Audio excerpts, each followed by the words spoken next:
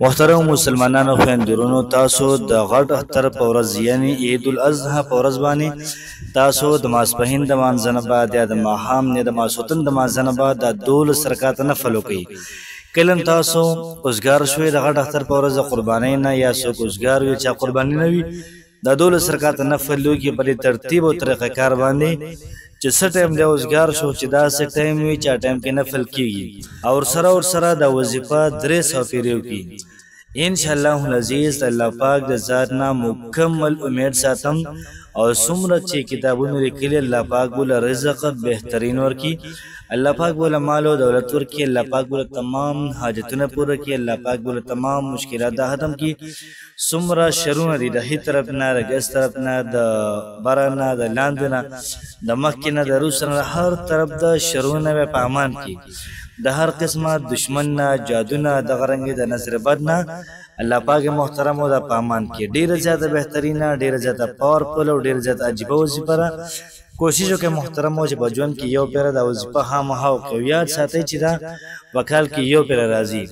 کوشش وکړئ محترم او ټایم وباسئ او د وظیفه وکړئ. انشاءالله العزیز ستاسو په دنیا او ستاسو په آخرت دا به ډیر زیات بهتري، ستاسو رزق او مال او دولت دا به وو نسلونه پورې دا به چریږي.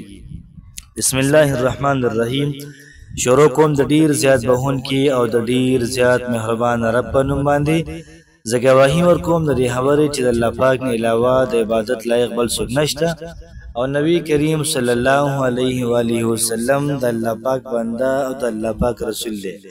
محترم مسلمانانو، د لوی اختر خوشحالۍ دې ستاسو ټولو ډېر مبارک شي. نن محترمو د لوی اختر ورځ ده، نن محترمو د لوی اختر ورځ ده او په لوی اختر باندې په دې ورځ باندې دا وظیفه تاسو کوئ. انشاءالله العزیز الله پاک به تاسو مالامال کړي، الله پاک به تاسو محترمو کامیاب کړي، الله پاک به دومره رزق تاسو درکړي چې تاسو به حیران شئ، الله پاک به دومره شهرت درکړي تاسو ته چې تاسو به حیران شئ، الله پاک به دومره تاسو لا د کاروبار کې ترقي درکړي، په اولاد کې ترقي درکړي. انشاءالله العزیز محترمو ډیره زیاته ناشنا وظیفه را ترتیب او طریقه کار محترمو د وظیفې داسې دی که چېرته څوک غواړي چې راځي د نوافل د اختر په ورځ وکړم او تمام فواید دې ماته میلاو شي، الله پاک د رزق راکړي، دولت دې راکړي، کاروبار دې راکړي، په هر ځای کې الله پاک زمونږ رشته وکړي، دغه رنګې د نظر بد نه الله پاک موږ وساتي، دغه رنګې د هر قسمه جادو نه، د هر قسمه کوډګر نه، منتر نه، د خلکو د شرونه، دغه رنګې محترمو د وسوسې اچونکو نه، کو انسانان وي کو دغه رنګې جنات وي، انشاءالله العزیز د هر قسم نوې مسله ده او نوې مشکل الله پاک به تاسو د هغې نه بچ ساتي. نو وظیفې ترتیب او د وظیفې طریقه کار به داسې وي چې کله تاسو اراده وکړئ چې یاره موږ نوافل کوو نو تاسو به چارهدام وکړئ په ښه طریقې سره، بیا به د هغې نه بعد تاسو 12 رکعاته نفل په دې ترتیب سره وکړئ چې بیا به تاسو 2 رکعاته وکړئ، بیا به 2 وکړئ، بیا 2، مطلب دا چې 12 رکعاته به په 2 رکعاتونو دا څه کې برابر کړئ.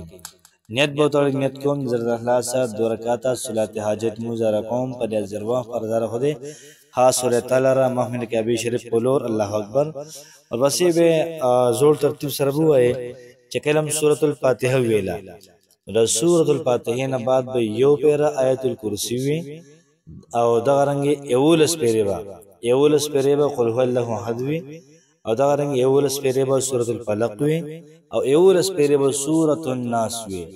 یاد ساتئ محترمو په سورۃ الاخلاص کې څومره فواید دي، د آیت الکرسی کې څومره فواید دي، الله پاک به تاسو مالدارا کوي په دوانو کې. او دغه رنګ په سورۃ الفلق او سورۃ الناس کې، په سورۃ الفلق کې دا شرط کې محترمو سره پر راغلی دی قل اعوذ برب الفلق من شر ما خلق ومن شر غاسق اذا وقب ومن شر النفاثات في العقد ومن شر حاسد اذا حسد. سلور پیرې پکې شر راغلی دی. نو مطلب دا سو چې الله پاک به تاسو د مخکې نه، د وروسته نه، د هیڅ طرف نه، د ګس طرف نه، د هر طرف نه الله پاک ستاسو حفاظت کوي. ورپسې سورۃ الناس ته قل اعوذ برب الناس ملک الناس اله الناس من شر الوسواس الخناس الذي يوسوس في صدور الناس من الجنة والناس. مدغه شر یو پر راغلی دی.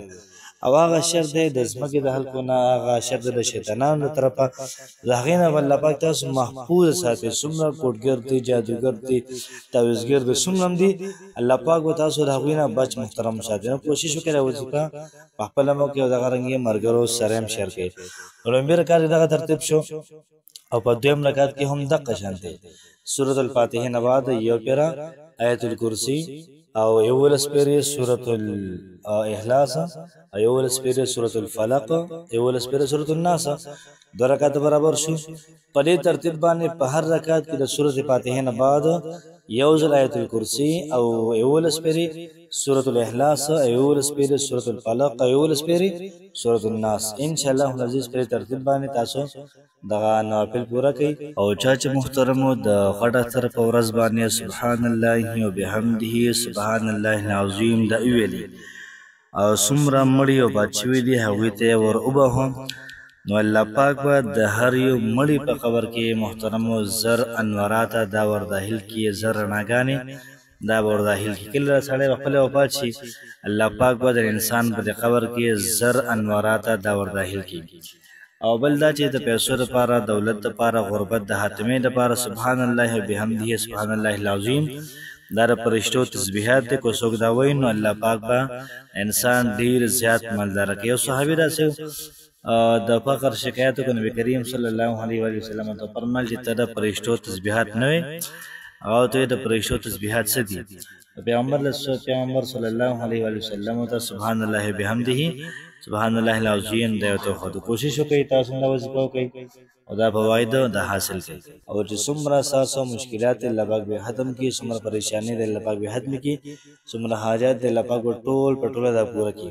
الله پاک مو خوشحال آباد ساته. السلام علیکم ورحمت الله وبرکاته.